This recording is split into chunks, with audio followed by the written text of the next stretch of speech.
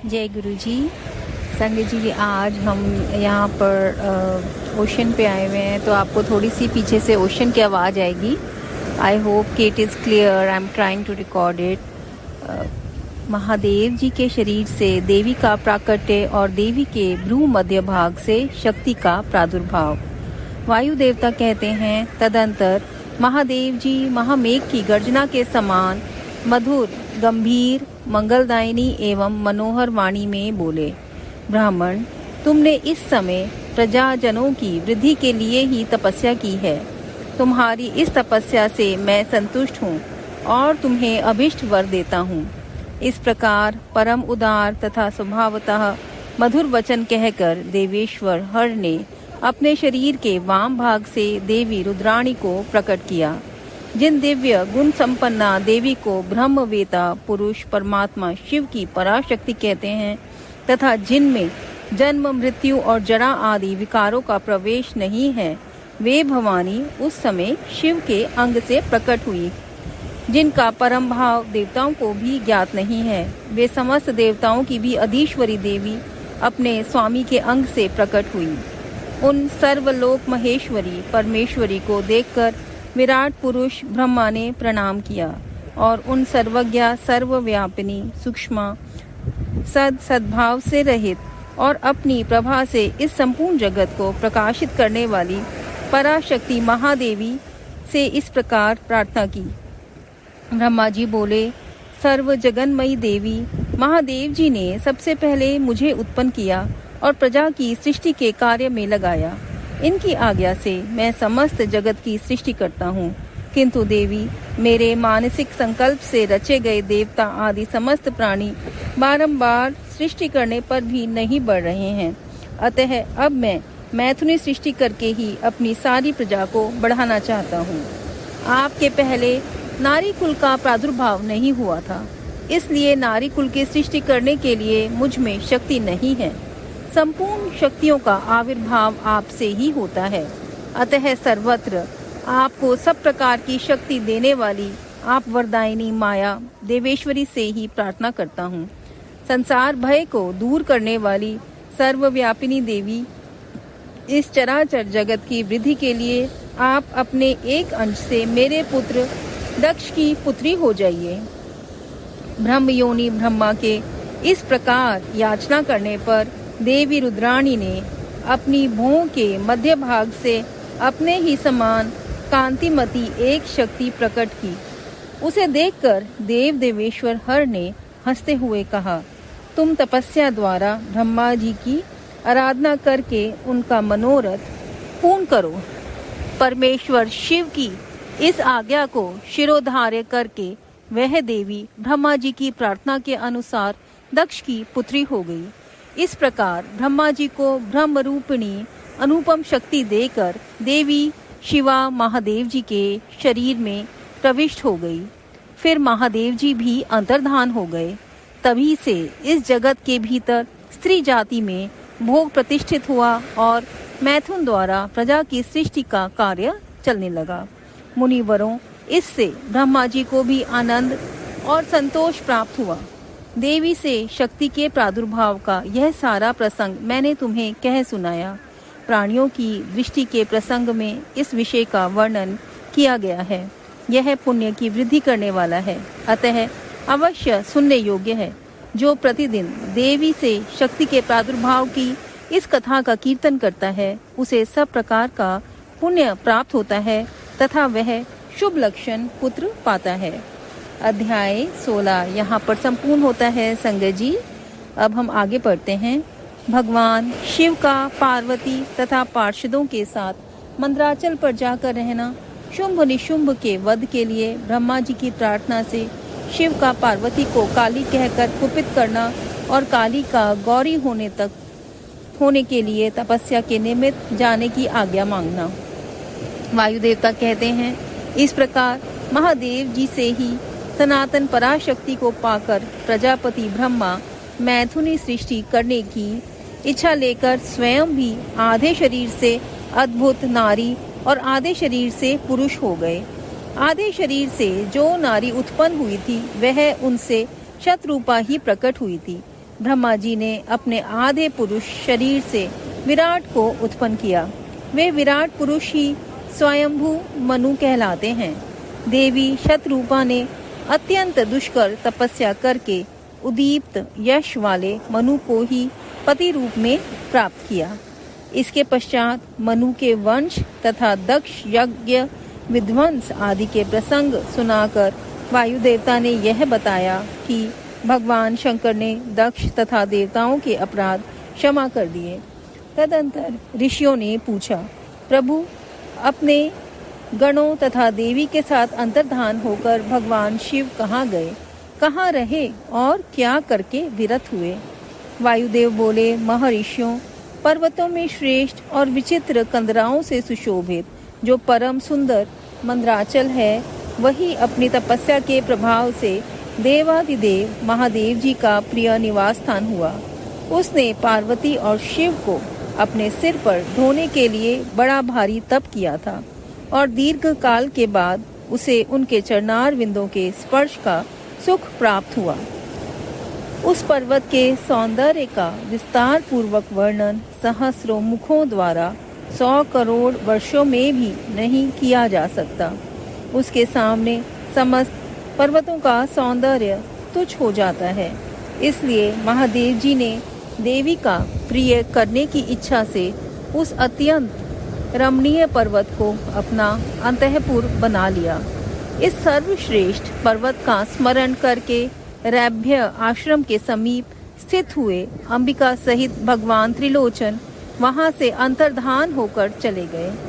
मंदराचल के उद्यान में पहुंचकर देवी सहित महेश्वर वहां की रमणीय तथा दिव्य अंतःपुर की भूमियों में रमण करने लगे। जब इस तरह कुछ समय बीत गया और ब्रह्मा जी की मैथुनी सृष्टि के द्वारा जब प्रजाएं बढ़ गई, तब शुंभ और निशुंभ नामक 2 दैत्य उत्पन्न हुए। वे परस्पर भाई थे। उनके तपोबल से प्रभावित हो परमेष्ठी ब्रह्मा ने उन दोनों भाइयों को यह वर दिया कि इस जगत के किसी भी पुरुष से तुम मारे नहीं जा सकोगे। उन दोनों ने ब्रह्मा जी से यह प्रार्थना की थी कि पार्वती देवी के अंश से उत्पन्न जो अयोनिजा कन्या उत्पन्न हो, जिसे पुरुष का स्पर्श तथा रति नहीं प्राप्त हो तथा जो अलंघ्य पराक्रम से संपन्न हो, उसके प्रति काम भाव से पीड़ित होने पर हम युद्ध में उसी के हाथों मारे जाएं। उनकी इस प्रार्थना पर ब्रह्मा जी ने तथास्तु कहकर स्वीकृति दे दी। तभी से युद्ध में इंद्र आदि देवताओं को जीतकर उन दोनों ने जगत को अनीति पूर्वक वेदों के स्वाध्याय और वषट्कार यज्ञ से रहित कर दिया। तब ब्रह्मा ने उन दोनों के वध के लिए देवेश्वर शिव से प्रार्थना की, प्रभु आप एकांत में देवी की निंदा करके भी जैसे तैसे उन्हें क्रोध दिलाइए और उनके रूप रंग की निंदा से उत्पन्न हुई काम भाव से रहित कुमारी स्वरूपा शक्ति को निशुंभ और शुंभ के वध के लिए देवताओं को अर्पित कीजिए। ब्रह्मा जी के इस तरह प्रार्थना करने पर भगवान नील लोहित रुद्र एकांत में पार्वती की सी निंदा करते हुए मुस्कुराकर बोले, तुम तो काली हो। तब सुंदर वर्ण वाली देवी पार्वती अपने श्याम वर्ण के कारण आक्षेप सुनकर कुपित हो उठी और पतिदेव से मुस्कुराकर समाधान रहित वाणी द्वारा बोली। देवी ने कहा, प्रभु यदि मेरे इस काले रंग पर आपको प्रेम नहीं है तो इतने दीर्घ काल से अपनी शिक्षा का आप दमन क्यों करते रहे? कोई स्त्री कितनी ही सर्वांग सुंदरी क्यों ना हो, यदि पति का उस पर अनुराग नहीं हुआ तो अत्यंत समस्त गुणों के साथ ही उसका जन्म लेना व्यर्थ हो जाता है। स्त्रियों की यह सृष्टि ही पति के भोग का प्रधान अंग है। यदि वह उससे वंचित हो गई तो इसका और कहाँ उपयोग हो सकता है। इसलिए आपने एकांत में जिसकी निंदा की है उस वर्ण को त्याग कर अब मैं दूसरा वर्ण ग्रहण करूंगी अथवा स्वयं ही मिट जाऊंगी।